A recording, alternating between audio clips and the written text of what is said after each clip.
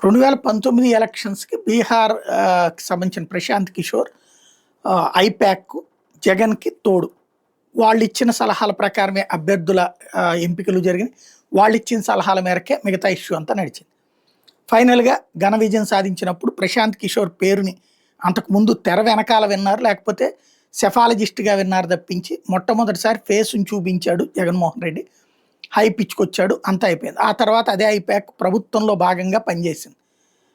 అలాంటి ఐపాక్ సంబంధించినటువంటి యాక్ట్‌లో ఇదే ప్రశాంత్ కిషోర్ మొన్న ఎలక్షన్స్‌కు ముందు జగన్‌కి వ్యతిరేకంగా పనిచేశాడు. పెద్ద ఎత్తున పనిచేశాడు. అలాగని చెప్పి ఎవరి దగ్గర కాంట్రాక్ట్ తీసుకోలేదు అని చెప్పాడు. తెలుగుదేశం వాళ్ళు పిలిస్తే ప్రత్యేక విమానం ఏర్పాటు చేసి అప్పుడు రఘురామ కృష్ణరాజు పిలుచుకొచ్చారు, లేకపోతే సానా సతీష్ పిలుచుకొచ్చారో తెలియదు. తీసుకొచ్చారు. ఇక్కడ చంద్రబాబు గారితో వీళ్ళతో భేటీ అయ్యాడు అన్నటువంటి పాయింట్ వినబడింది.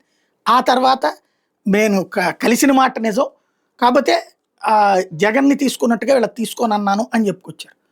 ఇదంతా ముగిసిన అధ్యాయం. ఇప్పుడు ప్రశాంత్ కిషోర్ పెద్ద అవినీతి పడ్డు, అతను డబ్బులు తీసుకుని వ్యవహారాలు నడుపుతున్నాడని ఓ పక్కన బీహార్లో అటు లాలూ ప్రసాద్ పార్టీ ఆరోపిస్తుంది, ఇటు బీజేపీ ఆరోపిస్తుంది, నితీష్ వాళ్ళ పార్టీ ఆరోపిస్తుంది. దీనికి స్పందనగా మాట్లాడిన ప్రశాంత్ కిషోర్ 2 గంటలు నేను కూర్చుంటే 11 కోట్లు ఇచ్చారు నాకు అని చెప్పడం సంచలనం సృష్టించింది. మామూలుగా అతను ఏంటంటే ప్యాకేజీ ఏది టోటల్గా ఇంత ఉంటుంది, ఒక 500 కోట్లు 5 ఏళ్ల పాటు జగన్కి పనిచేసి పెట్టాడు. అట్లాగుంటుంది ప్యాకేజీ. 2 గంటల సలహాకి 11 కోట్లు ఇచ్చింది ఎక్కడ? బీజేపీ ఇవ్వదు, కాంగ్రెస్ అసలు అతని దగ్గరికి రానిలా. ఎవరిచ్చి ఉంటారు అంటే ఒకటి కమల్ హాసన్, పోనీ అతనిది కాదు, ఎందుకంటే కమల్ హాసన్కి 2 గంటల్లో కాదు, అతనికి కూడా పూర్తిగా ప్రచారం చేసి పెట్టాడు.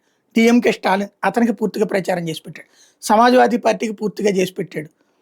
అట్లాంటప్పుడు వాళ్ళు ఎవరు కాదు అంటే ఇక్కడ ఆంధ్రప్రదేశ్లోనైనా ఇచ్చింది, అతనిచ్చిన సలహాల మేరకే జగన్కి దెబ్బ కొట్టారా? ఇది ఇప్పుడు సందేహం.